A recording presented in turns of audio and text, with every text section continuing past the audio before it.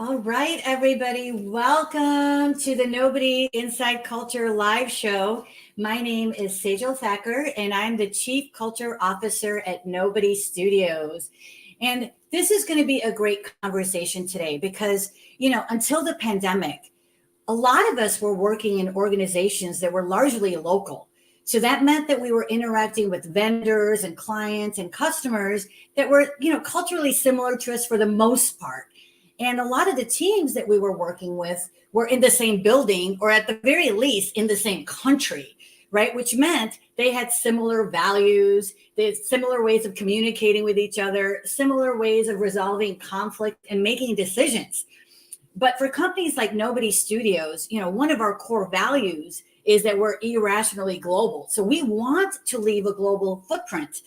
And so we know that we need to proactively plan to avoid culture clashes and to build better connections to achieve greater success. And so today, my guest is Michael Landers. Welcome to the show, Michael. Thank you, Sejal. So good to be here. Super excited. I've only had 3 cups of coffee today, so if I start bouncing off the roof, it's because of that. But I'm super excited because I've known Michael for almost 3 years, I believe. And when we first spoke, I really feel like we manifested this co-creation because when we first spoke, we talked about how we shared synergy on culture and we wanted to collaborate together. And then last year, you saw one of my newsletters going out and you reached out to me. It had information on Nobody Studios. You were interested. I introduced you to our chief, Nobody, Mark McNally. One thing led to another. And here we are. We are joining forces at Nobody Studios. He's recently been added to our culture team as an advisor, and we're going to be co-creating our culture strategy together. So let me tell you a little bit more about Michael. I mean, it's so amazing with everything that you've accomplished because you're a founder of Culture Crossing, which is a global boutique consultancy that's dedicated to consciously empowering organizations to reach their full human potential by focusing on culture, leadership, and organizational transformation. You've got 2 best-selling books, Culture Crossing and Cultivating Cultures of High Performance in Teams and Organizations, something that's super important and critical to us at Nobody Studios. So, Michael, I love asking everybody this question about what drew you to the Nobody Studios journey. I mean, I know you responded in response to my email, but when you started looking into what we were doing, tell us what inspired you to join our journey. Yeah, definitely. And thank you for that introduction. And so good to connect with you. I remember when we met, I think we were at the screening of Bias, that film. That's right. Which is amazing. Such a great film and a great tool for that. So yeah, so shout out to all the nobodies. Shout out to all the somebodies who might want to become nobodies. Yes. Come join us. But what we're so there's a couple things from a cultural perspective. What I'm really interested in, I'm really curious, Sejal. This is going to be a great white paper at some point, maybe a book. We'll see. But okay. What I'm really interested in and what drew me is obviously the people, the experience that they had. This wasn't their first kind of go around, and also this idea of the studio, right? What really sits with me, and continues to sit with me, and keeps me curious is we're all familiar maybe with an owner mentality. Mm-hmm. If you've been to a restaurant before and you see their owner there every time, the experience is very consistent because no one's going to care as much as the owner. And I think with companies, maybe no one's going to care as much as the founder. But I think when you join Nobody Studios, you become an owner of not just one, but of multiple companies. Yes. And I also think so that was one thing. And then the other thing is when people typically work for a company, even if they get stock options, they care about how the company does a little bit, right? But they also might be like, oh, I'm here for a year, then I'm leaving. And what I'm really interested about Nobody, again, Studios, which intrigued me was the alumni mentality. Mm-hmm. If you went to an elementary school and you had an experience and you felt you belonged there, and then you went to middle and high school, and maybe some of you went to college, if you had a deep connection with that time, you care about that university, you care about that organization, and you care about enough that you might want to care about what's going to happen afterwards for the next generation. And so when I look at Nobody, I'm like, it's got an owner mentality, because when you join Nobody Studios, you don't just join one company, right? You're joining the studio. And then let's say you worked for one of the companies and then you left. you might still have a part of the studio and care, and that will create that alumni culture as well. So those are the two kind of things that were really interesting to me, in addition to obviously the people and the goal. That's so true. And it's been fascinating to just watch, as people are joining the journey. I mean, as you know, we're doing our equity crowdfunding campaign right now, and we've got, I think, less than 20 days left, but we've got almost close to 700 new equity crowdfunders that are part of this. Yes. And when you see what they're doing, when they're posting, they're making videos, and they're talking about it like they are owners, and they are owners. And so they are. It's incredible to see that we've got 700 new owners of the studio that are all over the globe. And as you and I know, we both agree on this. We talked about this a long time ago, that culture is the glue of every organization. And we know that it needs to be consciously cultivated to live and grow to achieve our desired outcomes, right? And so when I see people out there representing themselves as we are nobodies and they're proud, it just makes me even more excited to make sure we do this right. And so based on what you know about our culture so far, what are some of the things that you've noticed that makes Nobody Studios, aside from what you said, because those are all parts of our culture as well, but what makes us unique as a culture? And what are some of the things we need to keep in mind as we scale? Yeah, so I mean, it's interesting. One thing that makes us unique is the fact that everybody is essentially an owner, right? Yes. One of the aspects of the culture is the people who are investing. So shout out to everybody who's considering, also people who have already been there, and everyone around the world, and that it's open to everybody. So there's a built-in equity. Yes. And you're right, and it's not just equity like money, but like we're really looking at equity and equanimical forces to like bring in, everybody can come in for the most part. It doesn't matter, which has been a very exclusive world. We have shifted, or you all have shifted, to making it more inclusive, right? Both of who you bring in, but that it's open to everybody. Now, what's going to be really interesting as Nobody scales and grows, from my perspective, is what's the goal again? How many companies in 5 years? Yeah. Okay, it's 100, right? So it's 100 right now. I keep increasing that number as more and more people join. I'm like at 1,000 right now. Let's get more. So when you look at that, you're like, right now with the number of companies that we have, which was just decent, and they're all in different stages. They're going to have, and they do have, their own culture, right? Hopefully imbued in them is the nobody culture, but each of them just naturally, as we know from a cultures and petri dishes, if you will, they all are going to kind of create their own as they're in their own little dishes. That's right. And so what the questions that I have that I'm curious about is, when we look at global cultures, tends to be kind of 4 different ways to go about it. And I think we're familiar with this, some people, but I'm just going to go over real quick. We have some companies who are very ethnocentric. And when they're ethnocentric, everything's driven by HQ. So let's say HQ's in San Francisco, but there's offices all around the world.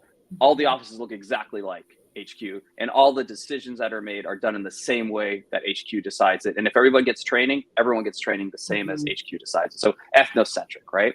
Then we have another thing, which is polycentric, which, hey, HQ does it this way, but each of you regions do it the way you want.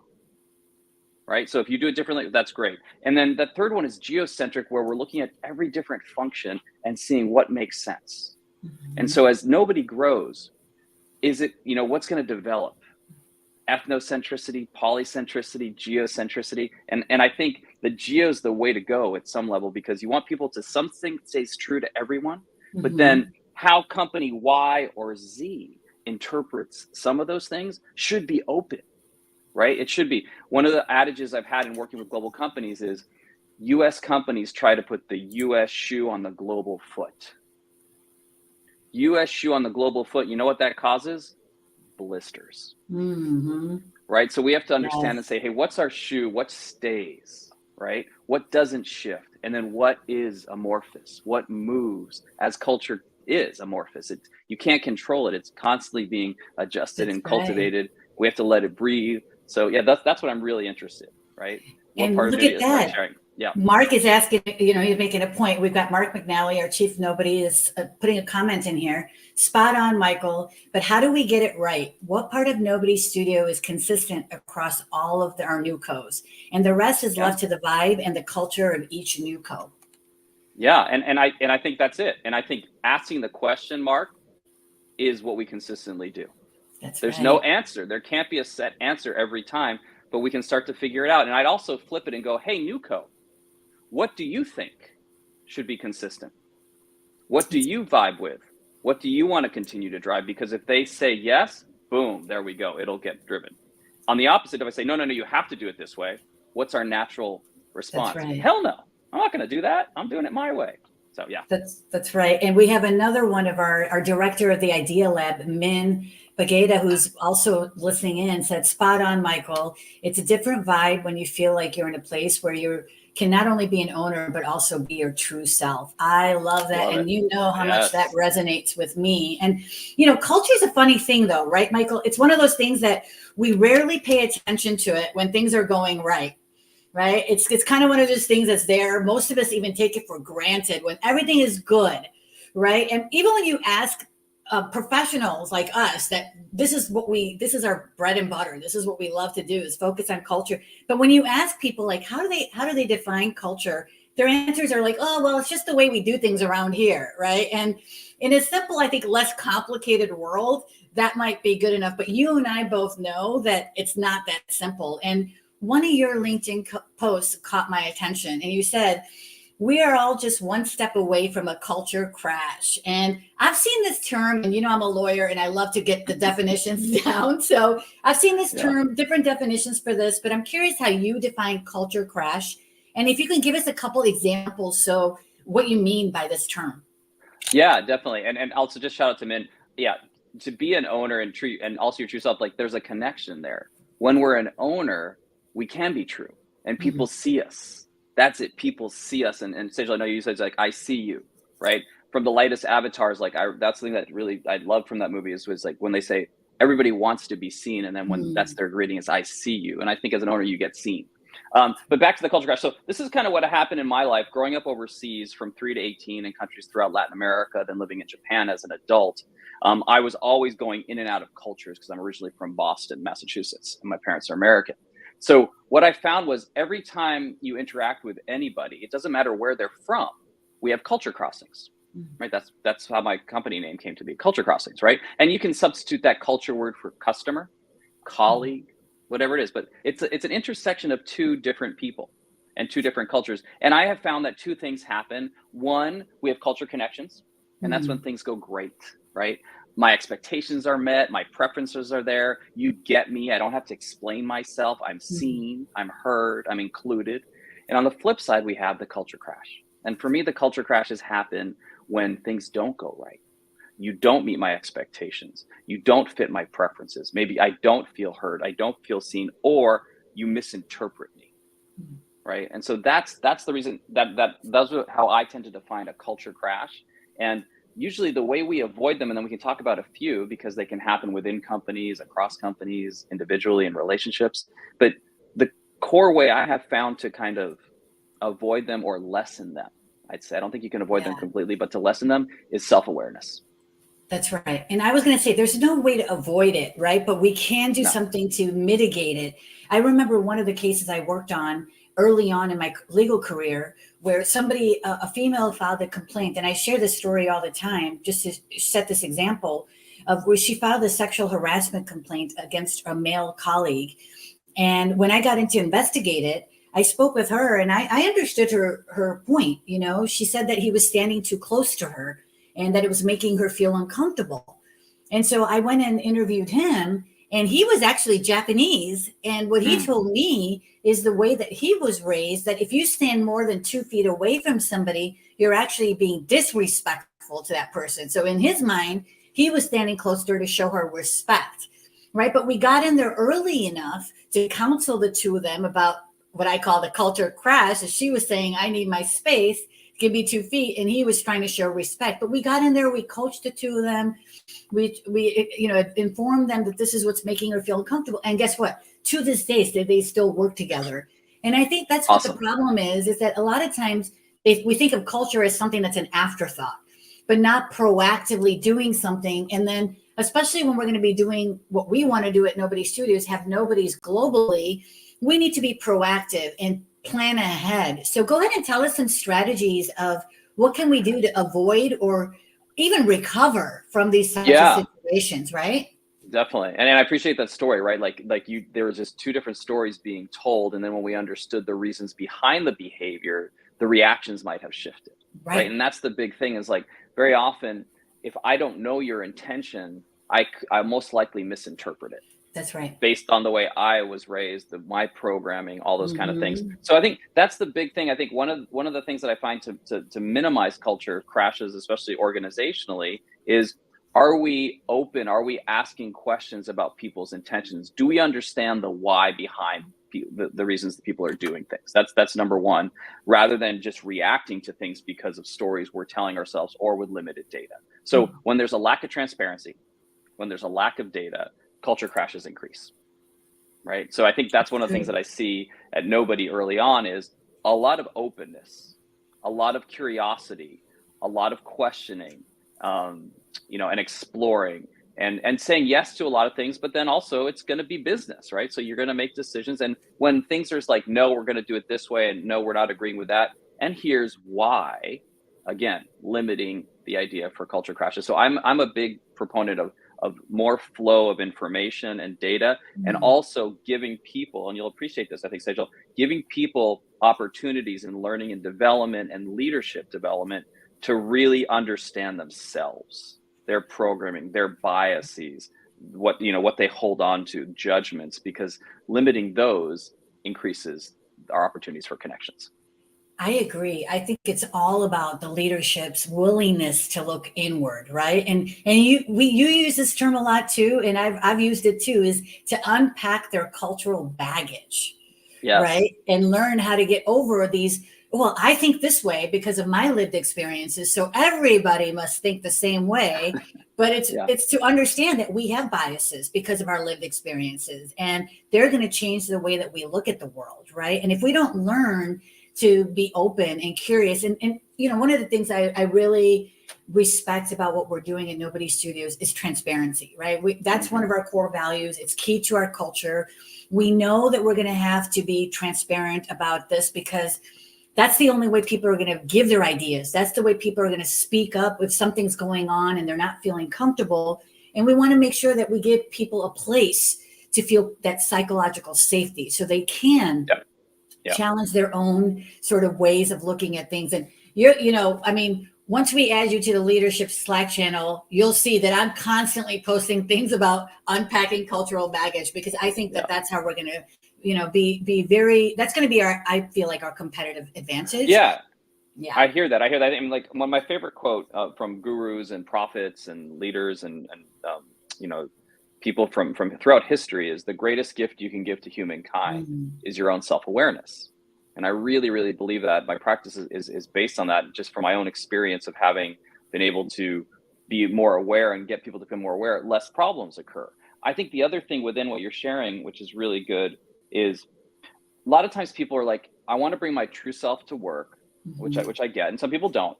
But I think sometimes people will get confused as to preferences and who they are. So for example, if I'm like, hey, I'm all about super direct feedback, in your face, no holds barred, that's just me, Michael. And so I'm going to give everyone in Nobodies, that's me. Oh, just sorry, that's me. And I think that honestly is incorrect. That is a preference. And when we can get people to recognize, hey, I prefer that way. I get it, Michael, you prefer that way, but maybe some people don't. And are you open to adjust it? So getting confused on preferences is important, because we can prefer some things, but it doesn't mean that's who we are. That's right. So I'm in just that space. Great distinction. Thank you for clarifying that. And then I would love to get your comment on another comment that Mark McNally put in our chat here, is corporate culture is not equal to politics, is not equal to policies, is not equal to ...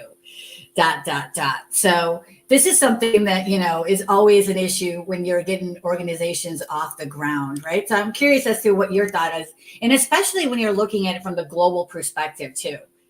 Yeah. So I like the question, right? And I think one of the things to look at is purpose. This is another thing that I'm spending some time on, which is, very often our values are driven from our personal inner purposes. And so when companies create values, a lot of times they're connected to founders' inner purpose.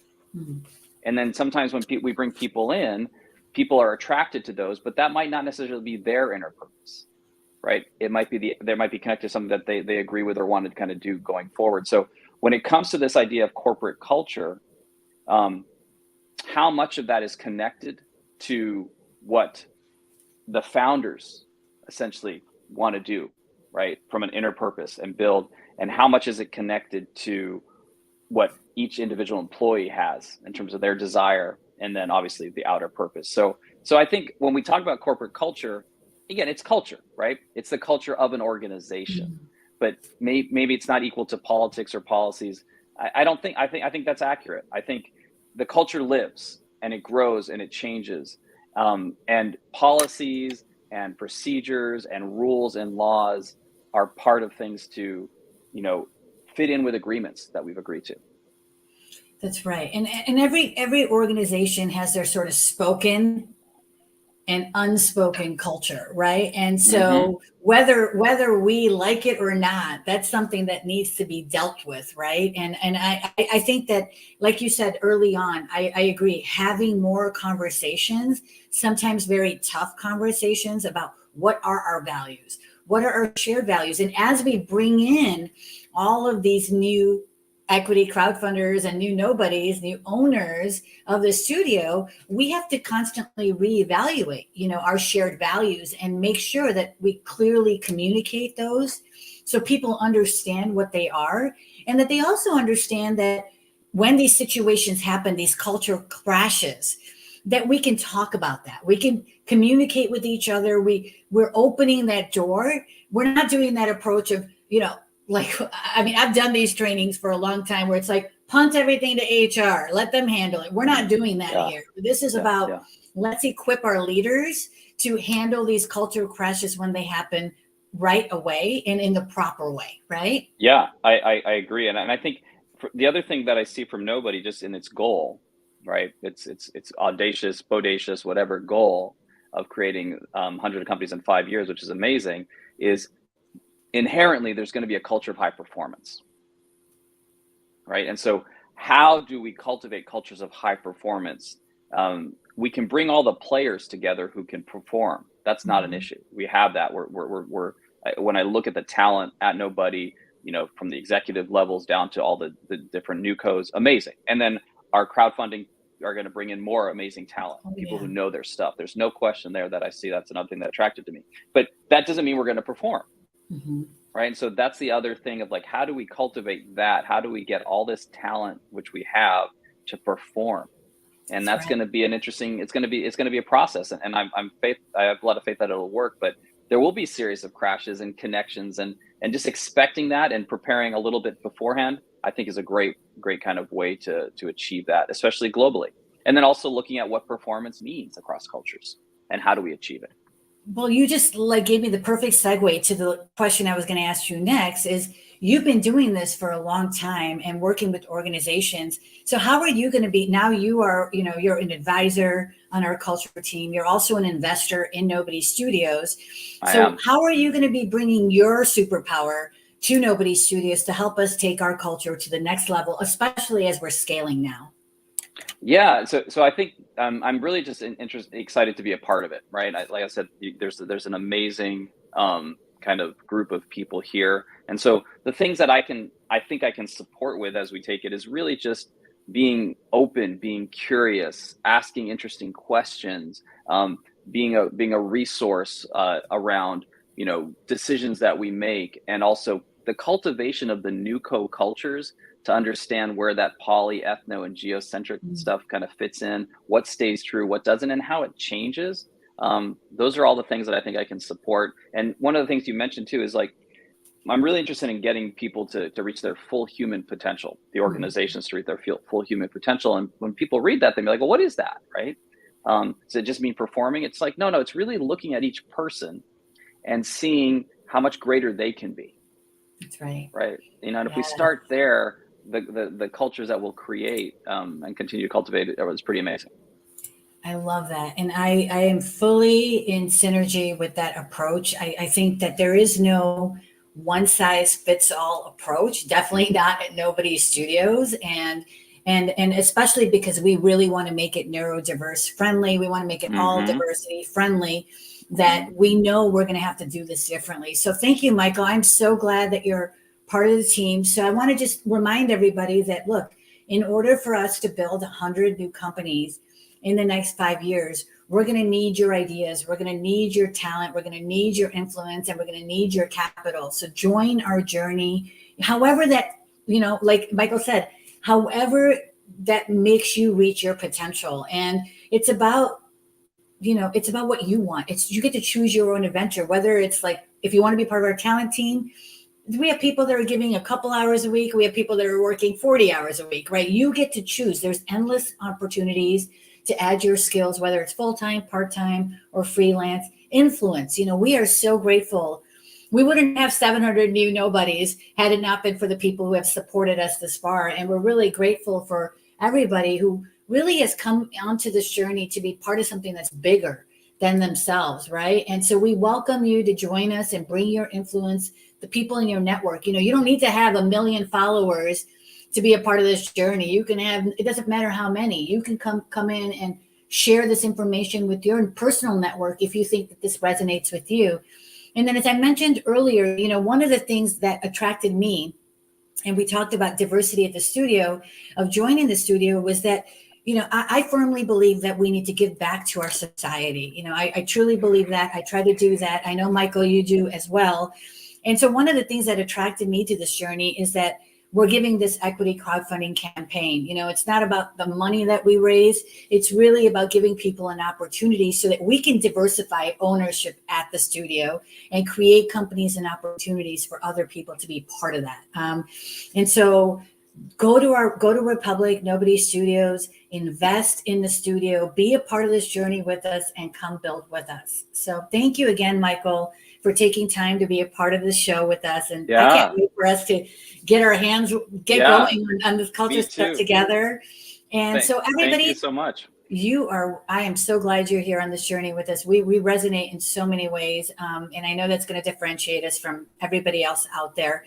And so tomorrow I'm doing another Nobody Culture Live with an incredible person that's going to talk to us a little bit about how do we make sure that we're not burning out, that we're managing our stress. So I'm going to be meeting with world-renowned expert Chester Elton tomorrow and talking about what leaders at Nobody Studios need to be focusing in on to make sure that we're watching our teams and watching out for those red flags. Because if we don't take care of our well-being ourselves, we need to make sure we are looking out for that in other people as well, to empower them with the tools so that they can take care of themselves. That's so important. Yeah. So important. And it's something that we need to talk more about openly. And in fact, on Monday at our leadership team meeting, I invited somebody to speak to our leadership team about how they need to be watching their own well-being. And we're going to go through like 12 stages of burnout so they could be paying attention and taking care of themselves. Because it starts with each one of us, right? Yeah. And to your point, culture can start at the top, go down, come back up and down. But I think that's important, like the behaviors that we exhibit. The one last thing I would say for me is that for everybody listening too, is movements don't happen that often, right? And when they do, it's always good to pause and really look into them before you might jump in to the movement.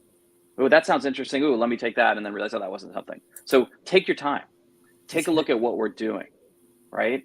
And see who's a part of it, and see how you feel about them, and if they're trustworthy and they're credible. That's what I did. And I'm excited for the movements because they don't happen that often. And this is a movement. So I'm super excited to be part of it. Sejal, thanks again for including me. Mark, everybody at Nobody. And again, everyone, all those somebodies out there, come join the Nobodies. We're waiting here for you. Thank you. Thank you so much, Michael. All right, everybody, have a great day. Bye.